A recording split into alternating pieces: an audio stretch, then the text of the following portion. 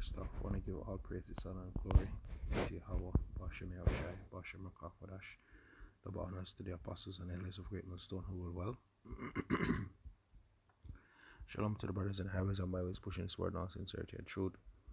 You know, the sisters, the believers, the helps, the hopeful elect. Shalom. This is Brother Iram from the James Jamaica camp. Come with another quick lesson. And we're still on Yahushai's sermon. You know, this one is going to be a very short lesson, and just, you know, these are things that we know. You know, some of these things are, you know, milk, but, you know, these are Yahushai's saying. And Salakia, the more we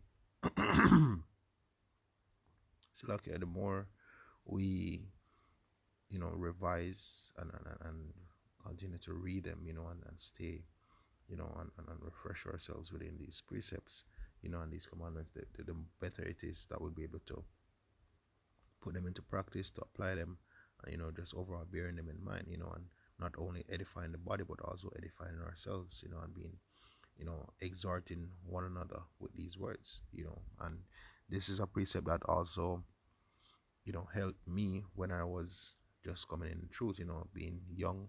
If you're new to the ministry, this is a key precept that you should you know, apply to the best of your ability, and, you know, one you should definitely be meditating on, and not only as new brothers, but even us who are seasoned within the ministry, or, you know, who have been around for a little while. You know, this precept also, you know, benefits you know, observing and applying these precepts. You know, this precept actually, you know, help us as well, because not because you know that because you can break down something doesn't mean that, you know, you just give it to everybody. You know, this truth is a treasure. It is valuable, and you just don't give it to any and everyone. All right, and Yahushua pretty much, you know, taught us that with this precept. So this is Matthew chapter 7 verse 6. It says, "Give not that which is holy unto the dogs, neither cast ye your pearls before swine, lest they trample them under their feet, and turn again and rend you." So lucky I just have a little bug, but yeah, you don't. There are times when, let's say that you happen to have a conversation with someone, or even if you're out there on the highways and edges, or, you know, just it comes up where you're bringing out this truth and they're not listening to you, you know, or they're bucking up, you know, they don't want to hear it, you know, they're just all the way left, then just leave them alone, you know. And also, you know, just, you know, that the majority, you know, they're not going to get it. So it makes no sense going back and forth, or trying to, you know, let's say that you speak to someone one time and you realize that, you know, when you may have tried to teach them doctrine and they, you know, they shun away and they buck up against it. You know, it makes no sense that, you know, 5, 6, 7, 8, 9, 10 times you're trying to teach them and force this doctrine down their throat, so to speak. They're not going to get it. And what will happen is they will, you know, they'll speak ill of you. You know, as I said, me, when I just coming in the ministry, you know, I used to try to, you know, teach everywhere I go, and, you know, all they'll do is they'll just buck up against what I'm saying and then talk trash behind my back, or, you know, people just give me the funny stares, or, you know, they just speak ill of you, or they, you know, nobody wants to be around you. They pull away, you know, which is fine, but, you know, it brings, in a sense, unnecessary heat, and it can also, you know, make things more difficult than they need to be, you know. And then you definitely just have people that want to tear you down because they know the doctrine that you teach, and the precepts that you go by. You know, remember that the majority is not for the scriptures. You know, the scripture says the righteous man maketh himself a prey, you know.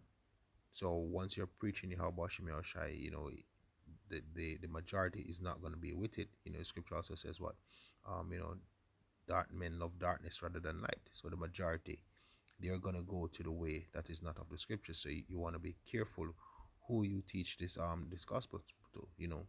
Once again, you know, if you're on the highways and edges and someone is bucking up, you don't necessarily have to, even if you're continuing to teach, you don't have to go from a standpoint of you trying to convince them of anything or trying to force it on them. You know, you can just just do the lesson for the camera, so that when someone is watching the video, it can be edifying unto them. And the scripture says what?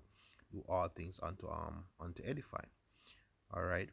And yeah, this is pretty much the sentiment that Yahushua is showing us here, that says, we shouldn't give this precious thing, which pearls are very precious, and they're very, they're very expensive. They're treasure. They're considered to be treasure. You don't just give it to anyone. You want to give it to those who at least, speaking as a man, who seem to be sincere, or those who are pretty much willing to pay attention to what is being said. You know no makes no sense you go back and forth on a comment board. If you realize that after probably about two comments, it's going all the way left, then just do a lesson on the topic. Make it more edifying that way. you know you can use the opposition, and use the arguments to be more, as a means of edification. But at the same time, it doesn't make any sense that you try to force the doctrine on anyone.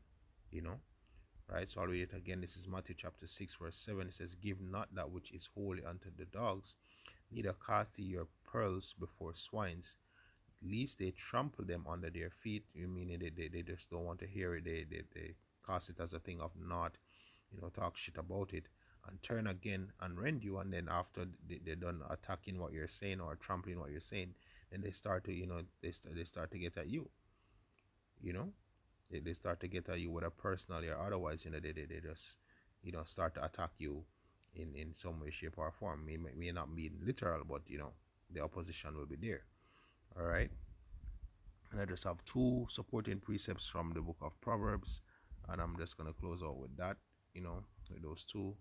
Let me start with the, which is it, I think it's this one. This is Proverbs 26, verse 4. It says, "Answer not a fool according to his folly, lest thou also be like unto him." Yeah, and that's another thing as well. You speak, and you do an hour of talking or debating, so to speak, and nothing comes of it. All you do is just wear yourself out. You pretty much, at the end of it, especially based off my experience when I was just coming in, at the end of even a 1 hour debate talking about a lot of things, yeah, the person who is bucking up against the scripture is a fool, but even you yourself looks like a fool, because what, they're not getting it is like you're fighting a losing or a hopeless battle.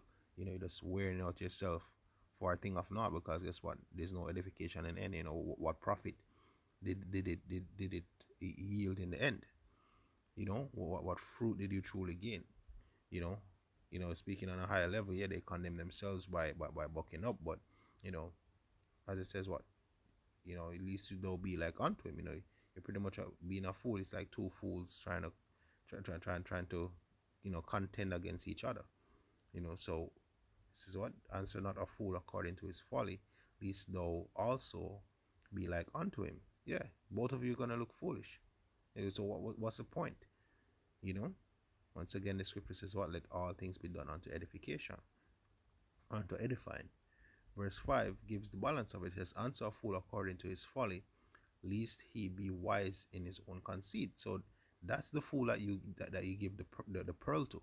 The one who is sincere, the one who is willing to listen, and the one who is trying to understand.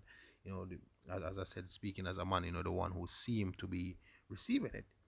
You know, who has a sincere spirit. But if it's straight up bucking up, and there's it always happens. There is a point when you realize that, all right, you know it's not gonna happen. As the apostles always say, if a nigga ain't getting it, then we're moving on.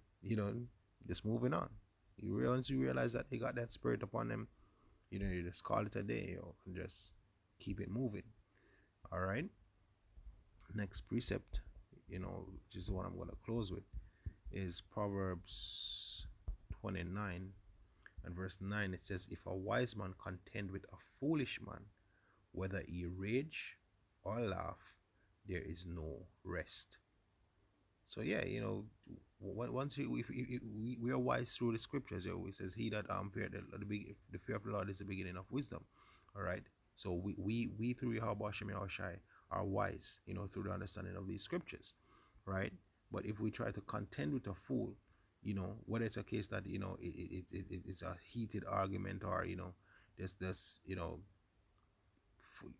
like you're arguing, so to speak. you know you can argue for hours on end. There's no end to it. At the end of the day, it's nothing. Or what if it's a case of a laughter or jesting, or it's it's not that serious, but at the same time it's like it's just a chill vibe. But even then, it's still at some point. It's like, when is it gonna stop? It's never gonna end. You know, it's never gonna end. So whether it's in rage or whether it's in laugh or laughter, there's no rest. You're just wasting your time pretty much. And it can be a thing that goes on for a long time, because they don't they don't have any discretion. There's no end to it. It just keeps going. All right. So yeah, these are the things that Yahweh Shai is trying to warn us from, or avoid us doing, as wise men, as men of the Lord. When he said, what to cast not or pearls of swine, it makes no sense. So we have to be mindful of who we're giving this knowledge out to. Now, definitely, as I said, on the highways and highways, that's what we're doing. We're teaching, in these lessons and these sit downs. We're breaking it down. We're pretty much feeding the flock. But especially when it comes on to your daily walk, amongst the unbelievers, you know just be mindful of how you conduct yourselves. Don't cast your pearls to swine, and don't go in any contention. Even on the highways and edges. We don't have to contend with people in the sense of this arguing or back and forth or whatever the case may be. Just getting, all right, not getting it, cool. Still use the point to edify and move on. All right. And as I said, it's burdensome. It's very burdensome. You have this conversation and it wears you out. I can tell you from experience, and I'm sure other brothers can relate. Going down that road is something that can wear you out. Even if from a from a well, yeah, let's say this from a from being among unbelievers, from a carnal standpoint. Even when you see people that has something of truth or of value saying to someone who don't understand, them trying to convince them of what's really happening and all of that, or trying to tell them the right thing, it's the same thing. They just get worn out, and it's like, not taking telling. They don't want to hear, and you try to convince them, or you try to you know make them see what you're saying. You just wear yourself out, and at the end, you do feel like a fool. I know I have. you know you feel like a fool, because just all that talking or for nothing, even though what you are saying is of value, or even though what you're saying is true. All right. So take, how should I say that? If we listen to his saying, we build our foundation upon a rock. So know which fool to answer. Cast not our pearls to swine. And it makes you know going through the navigating, as we go through this unjust world, while having the treasure of the the treasure of this doctrine, and the blessing of being able to putting in the work in the ministry. It makes it a bit easier to navigate. you know so hope this was edifying. Once more, I want to give all praises, honor, and glory unto Yahweh Bashem Yahushai, Bashem Rakakodash. Double honors to the apostles and elders of Great Millstone who rule well. Shalom to the brothers in the highways and byways pushing his word now, sincerity and truth. The sisters, the believers, the helps, the hopeful elect. Shalom.